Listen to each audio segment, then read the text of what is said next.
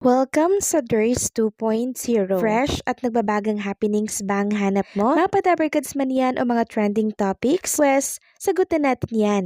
Kaya naman isubscribe nyo na ang ating channel para sa mga nagbabagang balita everyday. So ayun, welcome back again sa ating YouTube channel mga Kadabarkads, and for today's video nga pag-uusapan natin ay tungkol pa din sa mga pangyayari po sa loob at sa labas ng Itbulaga, particularly dito po sa kinakaharap po na usapin ni Bossing Vic Sotto.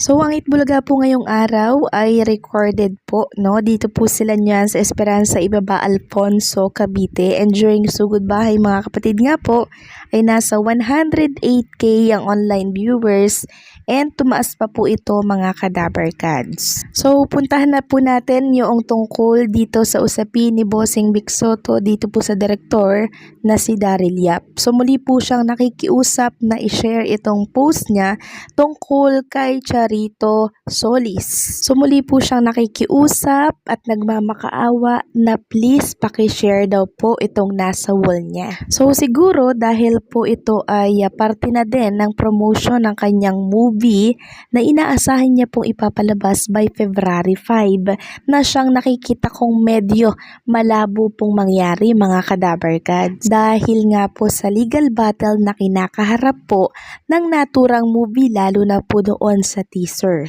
Pero ang direktor, tila baga ay sigurado siyang papayagan ito na islabas sa publiko maging sa sinihan.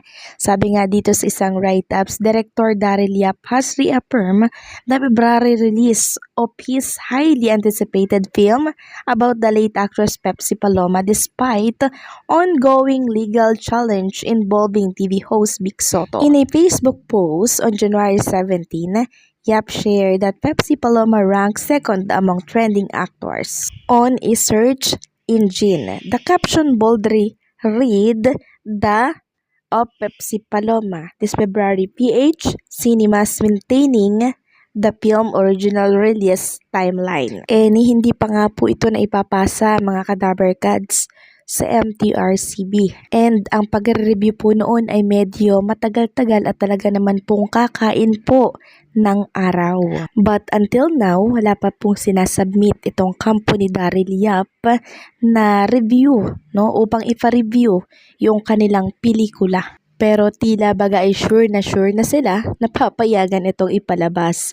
Pero yung February 5, napareserve na po nila yung slot na yan. Yun nga nang hindi pa sigurado kung ito ay papayagan na umeri po sa lahat ng sinihan nationwide. Samantalang meron tayong revelasyon tungkol po kay Pepsi Paloma mula po ito sa panunulat ni Mr. Butch Francisco mula yan sa Daily Tribune. So ito po ay continuation ng naging update natin kanina. Sabi dito sa kanyang write-up, sa aking memorya, may billiard table na dapat ang isang prop na ginamit sa school bukol ang sitcom TVJ na headline sa Channel 13 simula noong 1978. Kung tutuusin, nagsimula raw ang lahat sa set ng school bukol. May nakaschedule na taping sa araw na yon, kasama sina Pepsi Paloma, Quada Guarin bilang guest star. Lahat ay nagpakita ng trabaho sa Broadcast City PS1 o Production Studio 1, ngunit dahil may bagyong humahagupit sa Metro Manila at mga kalapit na probinsya, nagpasya si Boy Gatos, ang producer ng palabas, na i-pack up ang shoot. Sinasabi ngayon na mga kwento mula sa internet na sina Vic at Joey ay sexual, na sinaktan si Pepsi Paloma habang ang comic sidekick na si Richie D. Horsey ay kumukuha ng mga larawan na sa Sulu Hotel umano ang pinangyarihan ng krimen. Pero base sa aking natatandaan, si Joey ay inakusahan lamang ng pangmomolestya at si Quada Guarin ang supposed victim. Gayunpaman, noong gabing di umano'y binabastos niya si Guarin, sumakay na si Joey ng taxi. Hindi siya nagmaneho para maglaro ng mahjong sa bahay ng ina ni Vic Del Rosario sa Scout Madrinan sa Quezon City. Si Vic lang ang inakusahan ng panghahalay kay Pepsi. Siya ang pinaglalaroan bilang pinaka-guilty. At si Tito, malinaw na sa simula pa lang na kasama niya ang kanyang pamilya sa kanyang tahanan sa White Plains nang mangyari ang panggagahasa at ang kwento tungkol sa pakikialam niya sa kaso na kompleto sa isang ayan. Di ko lang babasahin na lumabas lamang ng marami. Kung maalala ko, hindi kailanman naantig ng mga broadsheet ang kwento ng panggagahasa ng Pepsi Paloma. Ang mga tabloid lamang ang nagulat ng insidente at hindi kahit na sa isang regular na batayan.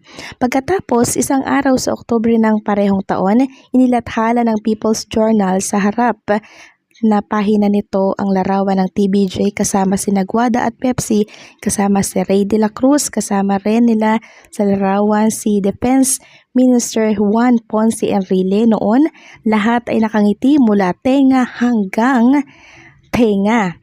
Sa opisina ni Enrile, nababalitang nakipag-usap ang TVJ kay Rey de la Cruz na pumalag sina Vic Joey at Richie na humingi ng tawad sa dalawang babae.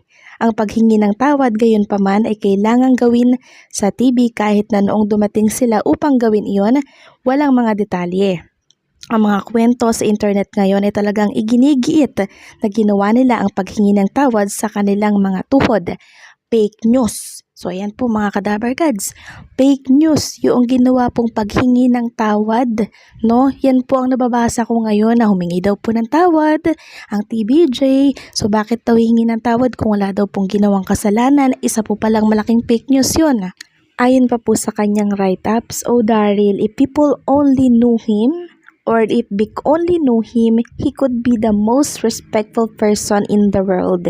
He is generally nice and pleasant, but on social media, he takes on a different form. He likes to ruffle feathers and is a provocateur.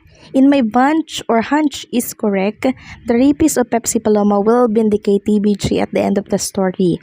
There really is no need for TBJ to worry about the movie. Unfortunately, the teaser is another story and so off to the court went big."